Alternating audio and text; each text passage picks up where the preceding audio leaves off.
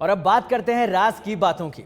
तो पहली खबर से शुरुआत करते हैं। रक्षा मंत्री राजनाथ सिंह का बड़ा बयान सामने आया है। 5 राज्यों में विधानसभा चुनाव पर रक्षा मंत्री राजनाथ सिंह बोले हैं। वो क्या बोले हैं आपको बताते हैं। 2024 में भी पूर्ण बहुमत के साथ फिर से पीएम बनेंगे मोदी। देश की जनता का पूरा भरोसा प्रधानमंत्री के मोदी के प्रति है। तो देश की जनता का पूरा भरोसा प्रधानमंत्री मोदी के प्रति है। राजनाथ सिंह ने यह बयान दिया है। रक्षा मंत्री राजनाथ सिंह का यह बड़ा बयान है और 2024 का रण सामने है और 5 राज्यों में विधानसभा 2023 में होने वाले हैं। उसको लेकर रक्षा मंत्री पूरी तरह से आश्वस्त यहां दिखाई दे रहे हैं। क्या मैसेज देना चाह रहे हैं वो राज की बात है, लेकिन ये खबर हम आपको बता रहे हैं जहां राजनाथ सिंह का ये बड़ा बयान देखने को मिला है। देश की जनता का पूरा भरोसा प्रधानमंत्री मोदी के साथ है, उनका ये कहना है। उन्होंने आश्वस्त भी दिखाई दिए। उन्होंने कहा कि 2024 में भी पूर्ण बहुमत के साथ फिर से पीएम मोदी प्रधानमंत्री बनेंगे। तो राजनाथ सिंह का ये बयान 2023 और 2024 के रण को लेकर है और वो तमाम राज्यों में ये संदेश देना चाहते हैं कि बीजेपी पूरी तरह से आश्वस्त है इन चुनाव को लेकर। और यही राज की बात है कि अब वो किस तक ये मैसेज पहुंचाना चाहते हैं। तमाम दलों तक ये बात उन्होंने पहुंचा दी है अपना बयान देकर। देश की जनता का पूरा भरोसा प्रधानमंत्री मोदी में है और वो एक बार फिर से 2024 में प्रधानमंत्री बनकर आएंगे।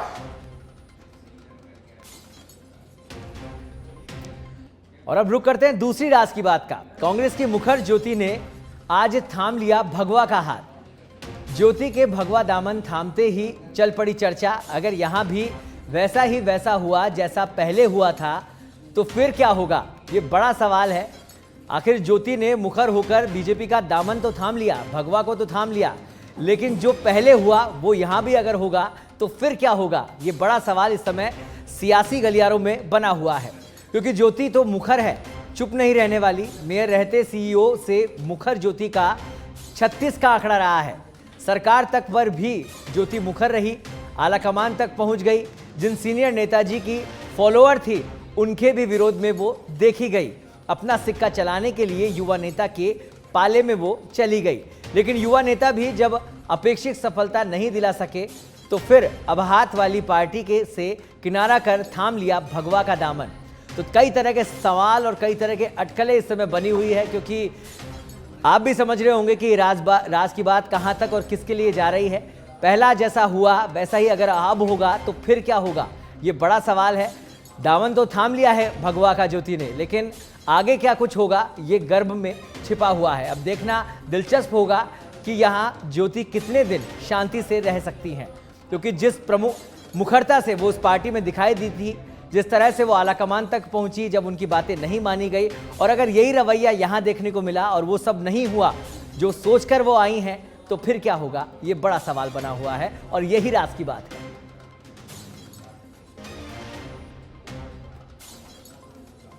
अब रुक करते हैं अगली राज की बात का। छात्र नेता रविंद्र सिंह भाटी की सक्रिय राजनीति में एंट्री। आपको बता दें, रविंद्र सिंह भाटी ने आज भाजपा का दामन थामा है। सीपी जोशी, अरुण सिंह, राजेंद्र राठौड़ ने उनको सदस्यता दिलाई।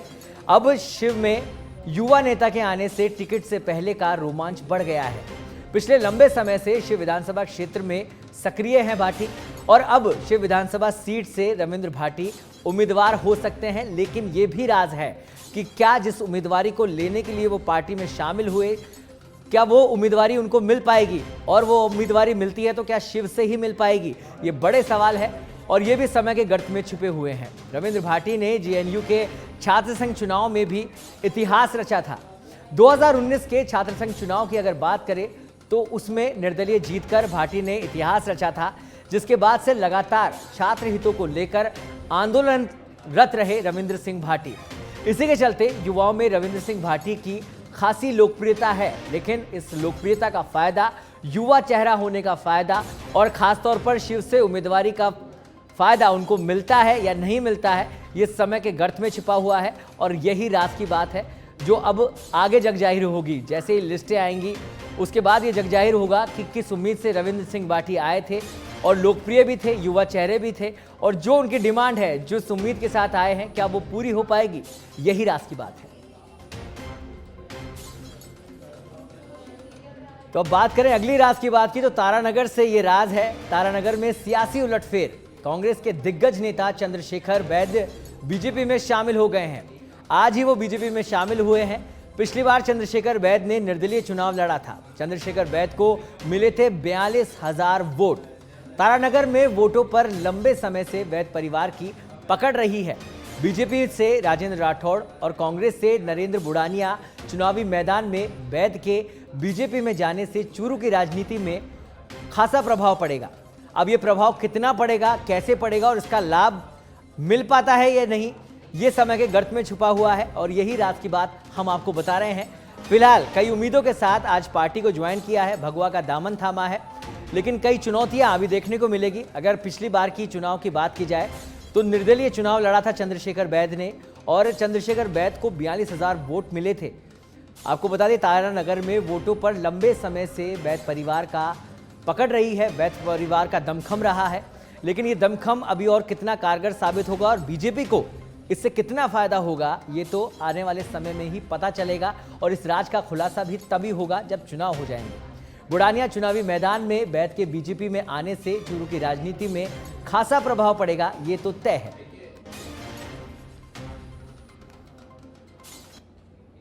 रुक करते हैं अगली राज की बात का, तो टोंक भाजपा से आई सुखद खबर।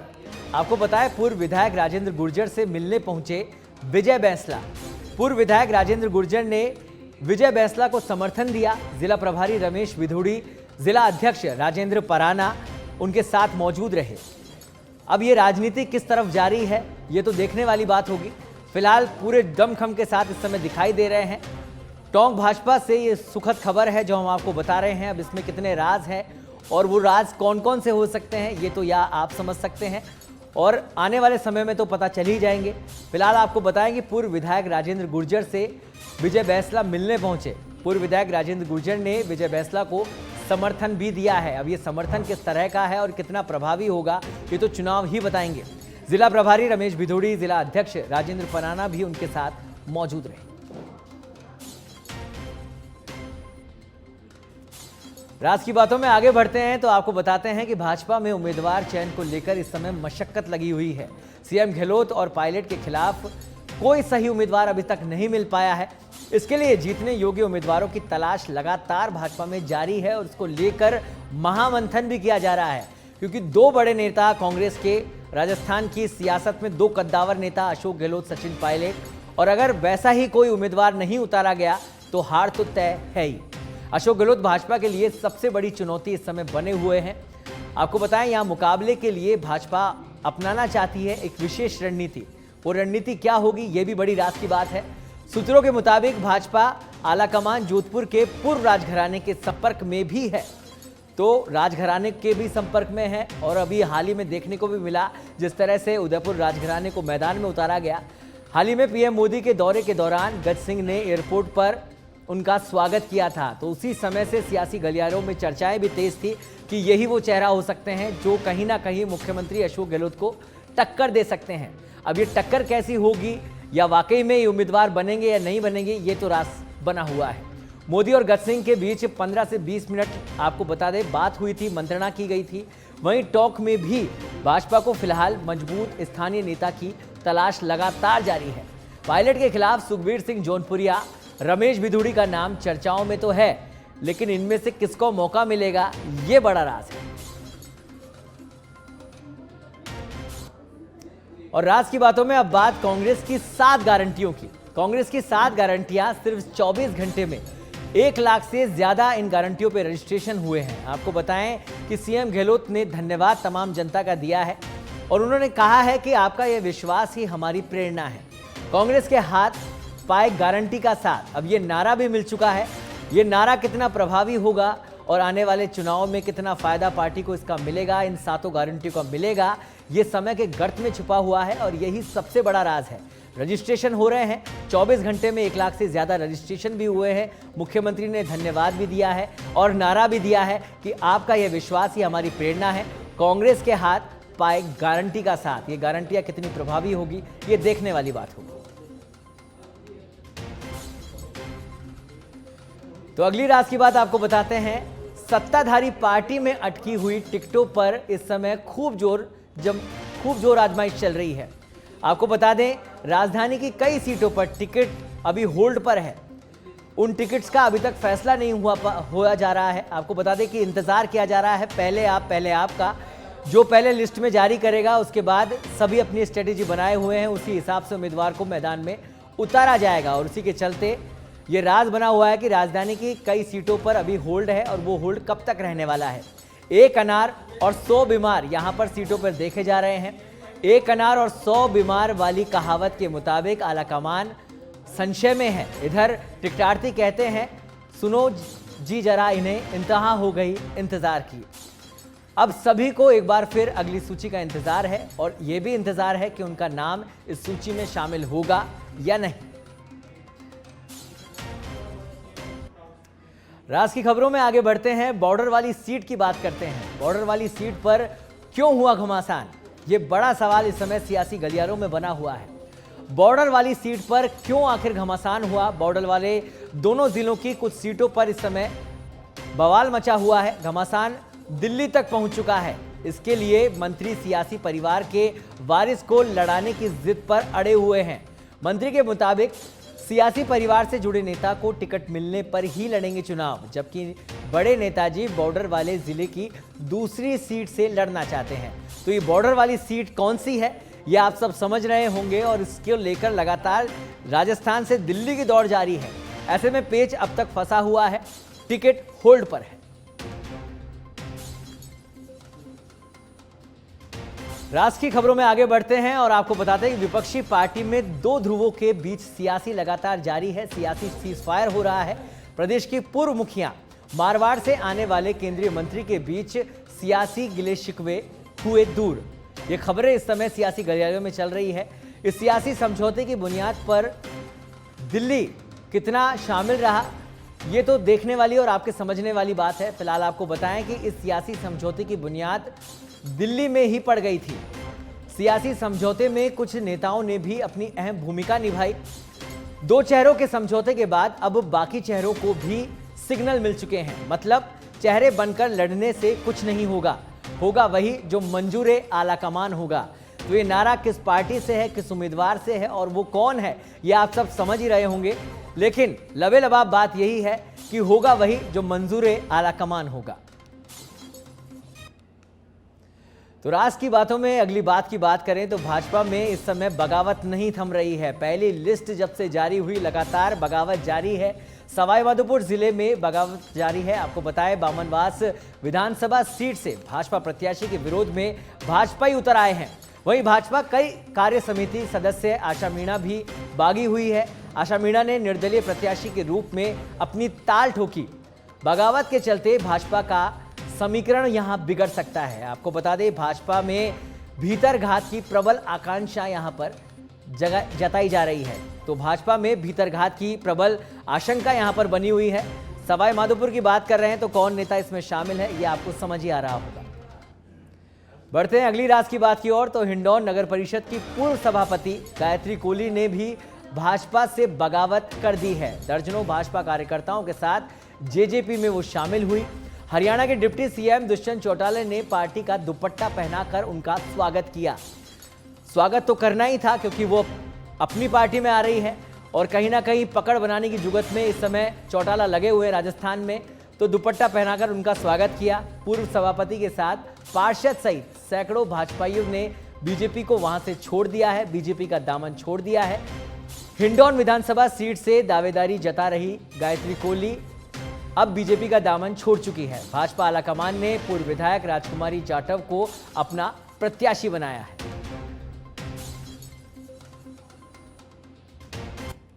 बढ़ते हैं अगली राज की बात की ओर। राजस्थान विधानसभा का चुनावी रण सामने है। आरएलपी ने अपनी पहली लिस्ट जारी कर दी है। आरएलपी सुप्रीमो हनुमान बेनीवाल खिवसर से ही चुनाव लड़ेंगे। खिवसर के वर्तमान विधायक नारायण बेनीवाल का टिकट काटा गया।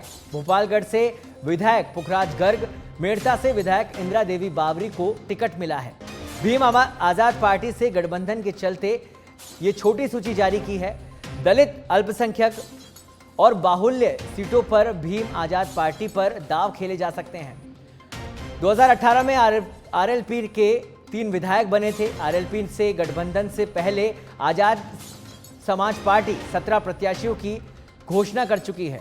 लेकिन अब चूंकि गठबंधन है तो समीकरणों को ध्यान में रखते हुए प्रत्याशी की घोषणा की जा रही है।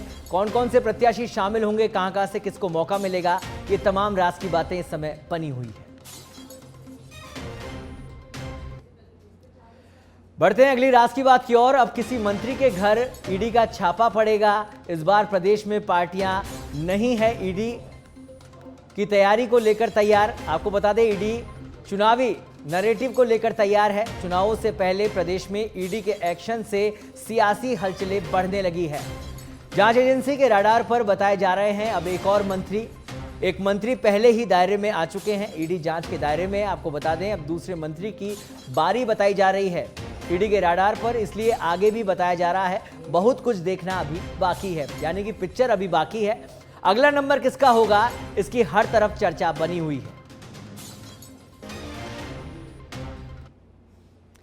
और राज की बातों में अब बात करेंगे नोखा विधायक की। नोखा विधायक बिहारी लाल बिश्नोई का बड़ा बयान आया। नोखा चुनाव में त्रिकोणीय संघर्ष के बीच रामेश्वर डूडी की पत्नी को नसीहत दी है। बीजेपी हर बात के लिए तैयार है, वो मेरे बड़े भाई की धर्मपत्नी है, वो आज बीमार है, उनका कर्तव्य बनता था कि उनकी सेवा में लगे। अब उन्होंने चुनाव लड़ने का फैसला किया तो हम मुकाबले के लिए तैयार हैं।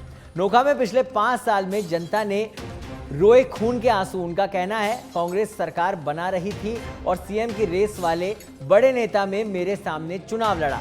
कांग्रेस के पूर्व विधायक और प्रत्याशी को अपने साथ मिलाया, दोनों मिलकर उन परिस्थिति में नहीं हार सके। मुकाबला कांग्रेस की ए और बी टीम में आपस में है, बीजेपी से कोई मुकाबला नहीं है। तो यहां पर लड़ाई कांग्रेस की ही बताई जा रही है। तो ये राज है कि आखिर बीजेपी को यहां पर मुकाबला मिलेगा या नहीं। राज की बातों में अगली बात अजमेर से है। कांग्रेस का दामन थामने वाले डॉक्टर विकास चौधरी का बड़ा ऐलान हुआ है, मुझे टिकट मिले या नहीं मिले कांग्रेस से जुड़ा रहूंगा। हमारा लक्ष्य राजस्थान में कांग्रेस सरकार को रिपीट करना है। तो बयानबाजी चल रही है, लेकिन हर कोई कहीं ना कहीं मन में चाहता है कि उसे मौका दिया जाए। लेकिन ये बड़ा बयान डॉक्टर विकास चौधरी ने दिया है, जिन्होंने हाल ही में कांग्रेस का दामन थामा है। डॉक्टर विकास चौधरी ने सांसद भागीरथ चौधरी पर आरोप भी लगाए हैं। सीएम अशोक गहलोत सचिन पायलट के प्रयास से एयरपोर्ट बना, आज वहां फ्लाइट नहीं चल रही है, इसके जिम्मेदार सांसद हैं।